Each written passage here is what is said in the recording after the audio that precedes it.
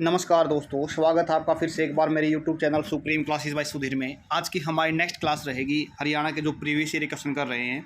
भले ही हम 10 क्वेश्चन करते हैं, ऐसे क्वेश्चन करते हैं जो बार बार पेपर के अंदर आते हैं। आज का पहला क्वेश्चन है, पंचायत का चुनाव खालिस्तान के द्वारा किया जाता है? राज्य निर्वाचन आयोग द्वारा, केंद्र सरकार द्वारा, जिला न्यायाधीश द्वारा या राज्यपाल के द्वारा? पंचायत के जो चुनाव होते हैं ना, वो कौन करता है? वो करता है राज्य चुनाव आयोग। क्या बोलेंगे?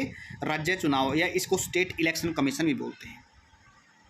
अब एक और चीज़ देखते हैं, राज्य के जो विधानसभा होती है ना, जितनी भी राज्य की विधानसभाएं हैं, सभी के जो चुनाव कराते हैं ना, वो कराता है इलेक्शन कमीशन ऑफ इंडिया, यानी भारतीय चुनाव आयोग। उम्मीद करता हूँ समझ में आएगा। नेक्स्ट क्वेश्चन देखिए, दूसरा क्वेश्चन है, हरियाणा लोक सेवा आयोग के सदस्यों की नियुक्ति कौन करता है?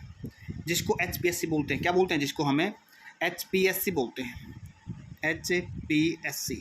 तो पेपर के अंदर आ जाता है, ये फुल फॉर्म पूछ लेते हैं, हरियाणा पब्लिक सर्विस कमीशन। जो इसके सदस्यों की नियुक्ति करता है ना, ये करता है जी राज्यपाल। इसका सही आंसर क्या रहेगा? राज्यपाल रहेगा। अगर हम सेंटर की पूछें, सेंटर के अंदर क्या बोलते हैं? इसको UPSC बोलते हैं। क्या बोलते हैं? UPSC, union public service commission बोलते हैं। सेंटर के अंदर इसकी नियुक्ति करता है जी प्रेसिडेंट ऑफ इंडिया। उम्मीद करता हूँ समझ में आ गया होगा। लेकिन एक चीज़ और सुनो, जो ये लोकसभा के सदस्य, लोक सेवा आयोग के सदस्यों की नियुक्ति की जाती है ना राज्यपाल के द्वारा, इनको हटाने का प्रावधान राज्यपाल के पास नहीं है। ये हटाने का, जो रिमूव करने की जो पावर है, वो राष्ट्रपति के पास ही है। ये बात समझ में आ गई। नेक्स्ट क्वेश्चन देखिए अपना क्या है, अशोक का स्तंभ मूल रूप से कहाँ पे स्थापित है? ये पेपर के अंदर आया हुआ, lower division clerk, head office cadre के अंदर। इसका जो सही आंसर क्या रहेगा? इसका रहेगा जी अम्बाला के अंदर है। आज का हमारा फोर्थ क्वेश्चन है, माउंट एवरेस्ट पर चढ़ने वाली पहली और सबसे युवा महिला कौन है? ठीक, किसकी बात कर रहा है? ये माउंट एवरेस्ट की बात कर रहा है। बछेंद्री पाल थी, संतोष यादव थी, या प्रेमलता अग्रवाल थी, या फिर आरती शाह थी? इसका जो सही आंसर है ये रहा जी संतोष यादव। ये कब चढ़ी थी? ये चढ़ी थी 1991 में पहली बार। कहाँ पे? माउंट एवरेस्ट पे। उम्मीद करता हूँ ये भी क्वेश्चन समझ में आ गया होगा।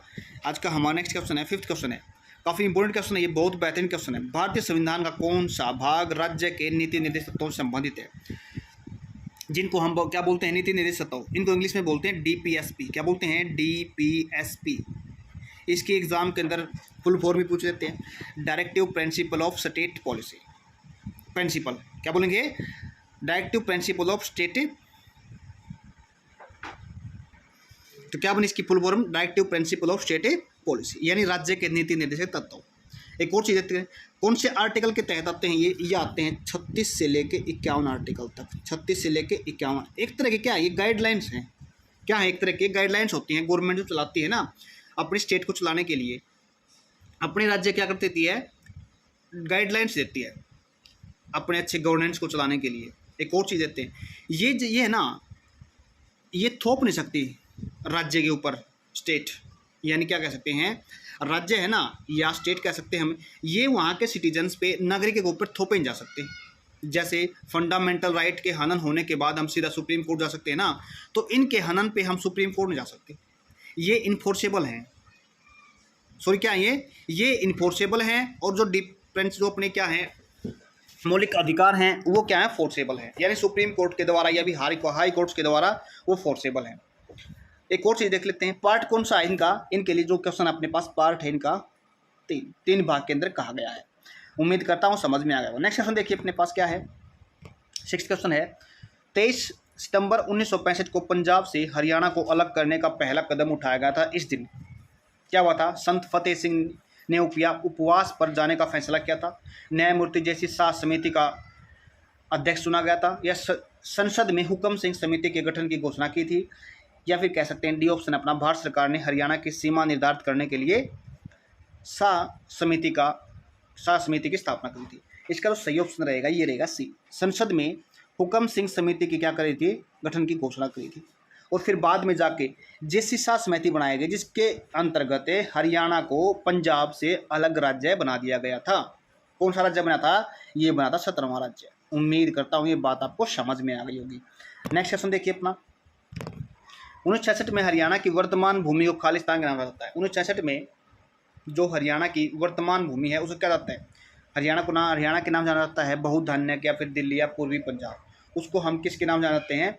पूर्वी पंजाब के भी नाम जान सकते हैं, लेकिन हमने सीधा क्या कर रखा है यहाँ पे, हरियाणा। हरियाणा तो सीधा दिखा रखा है, तो ऑप्शन नहीं इधर हो नहीं सकता। यानी हम क्या कह सकते हैं, हरियाणा को पूर्वी पंजाब के नाम से भी जानते हैं।